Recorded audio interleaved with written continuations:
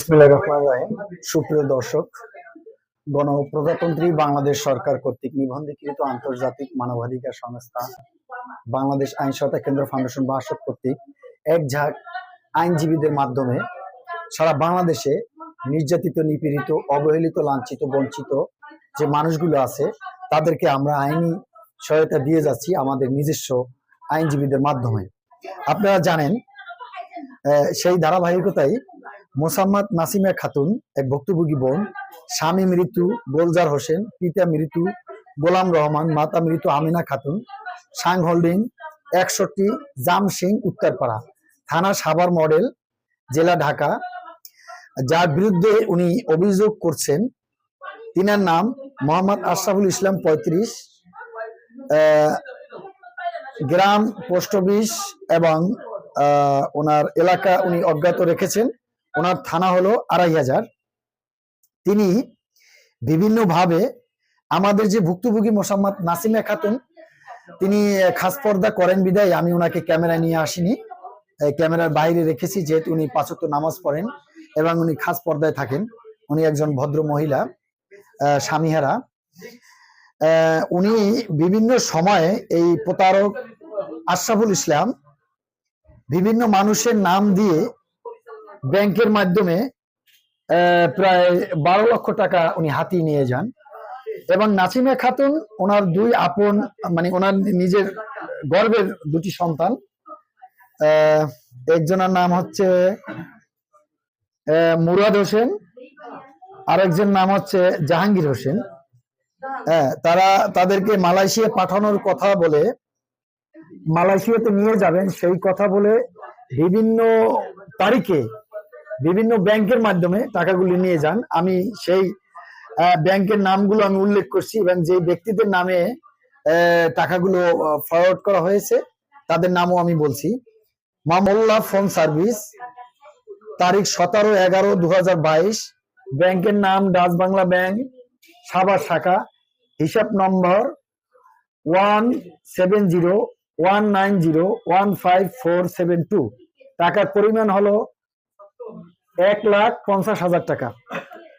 দ্বিতীয় ধাপে যে টাকাটা নিয়েছেন, নাম আতিকুর রেজা সোহেল, তারিখ 29/12/2022, ব্যাংকের নাম ইসলামী ব্যাংক লিমিটেড, হিসাব নম্বর 205010902020869003, টাকার পরিমাণ 1,40,000 টাকা। তৃতীয় ধাপে যে টাকা নিয়েছেন, নাম ব্রাদার্স নেটওয়ার্ক, তারিখ 5/1/2023, ব্যাংকের নাম ব্র্যাক ব্যাংক লিমিটেড, হিসাব নম্বর 152520282068994, টাকার পরিমাণ 3 লক্ষ টাকা।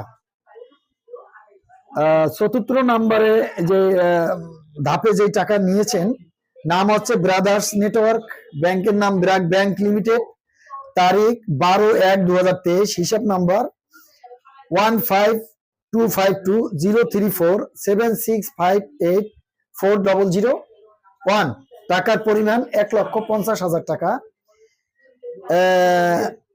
পঞ্চম ধাপে যেই টাকা নিয়েছেন, নাম হচ্ছে মোহাম্মদ আশরাফুল, তারিখ 8/11/2022, ব্যাংকের নাম ইসলামী ব্যাংক, হিসাব নম্বর 205035202022270009, টাকার পরিমাণ 35,000 টাকা।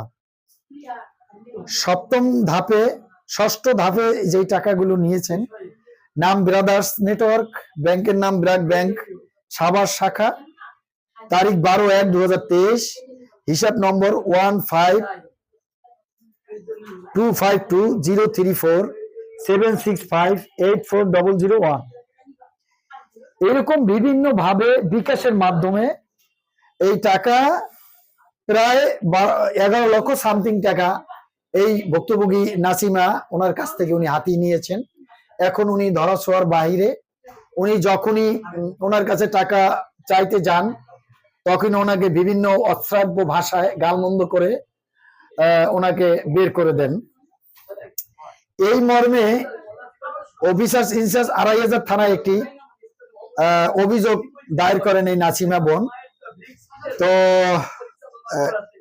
এখন উনি কোনো বিচার না পেয়ে এলাকা ভিত্তিক উনি অনেক চেষ্টা করছেন, অনেক এলিট পার্সন যারা আছেন এই 2500-এ, এবং বিভিন্ন দপ্তরে উনি ঘুরেও আসলে কোথাও কোনো বিচার না পেয়ে অবশেষে আমাদের আন্তর্জাতিক মানবাধিকার সংস্থা বাংলাদেশ আইন সহায়তা কেন্দ্র ফাউন্ডেশন বার্ষিক কর্তৃক উনি লিখিত আকারে একটি অভিযোগ দায়ের করেন।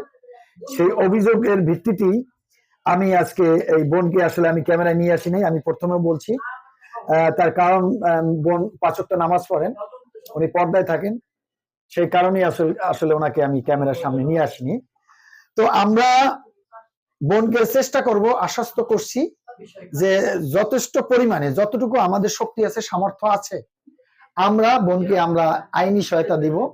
এবং রাষ্ট্রের যারা নীতি নির্ধারক আছেন তাদের কাছে আমার অনুরোধ, এই ভুক্তভোগী বোন নাসিমা খাতুন, যার স্বামীও মৃত, বাবাও মৃত, অসহায়, সেই বোনের কথা চিন্তা করে যদি আমাদেরকে সেইভাবে একটু সহযোগিতা করা হয়, বোনকে সহযোগিতা করা হয়, এই বোন যেহেতু এই দেশের নাগরিক, রাষ্ট্রের প্রতি সে কৃতজ্ঞতা জ্ঞাপন করবে এবং এই রাষ্ট্রের দায়িত্ব আছে প্রত্যেকটা নাগরিককে নিরাপত্তা দেয়া।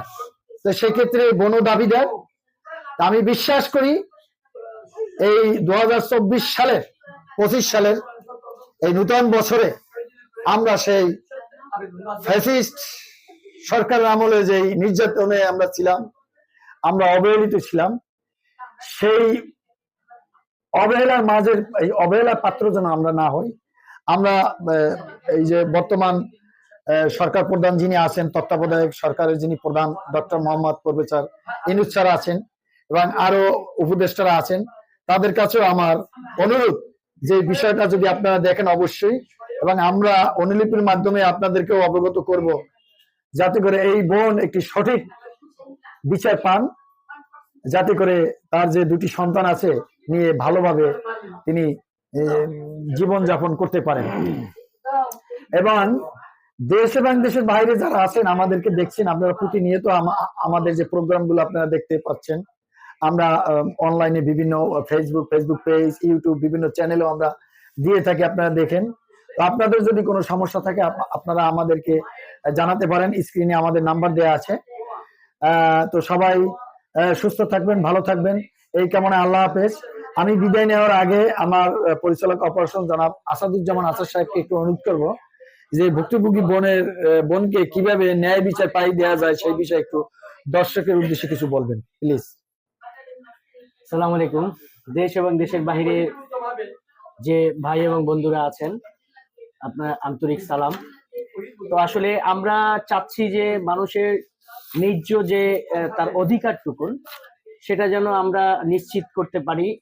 সরকারের যে আপনার অভিভাবক আছে তাদের দৃষ্টিতে, তাদের দৃষ্টিকোণে তারা যেন আমাদেরকে সার্বিকভাবে সহযোগিতা করেন, প্রত্যেকটা মন্ত্রণালয় হোক, যেখানেই হোক, এবং বিশেষ করে স্বরাষ্ট্র মন্ত্রণালয় যেন আমাদের সহযোগিতা করে যাচ্ছেন এবং সামনেও আমাদের দিয়ে যাবেন সেই আশা প্রত্যাশা।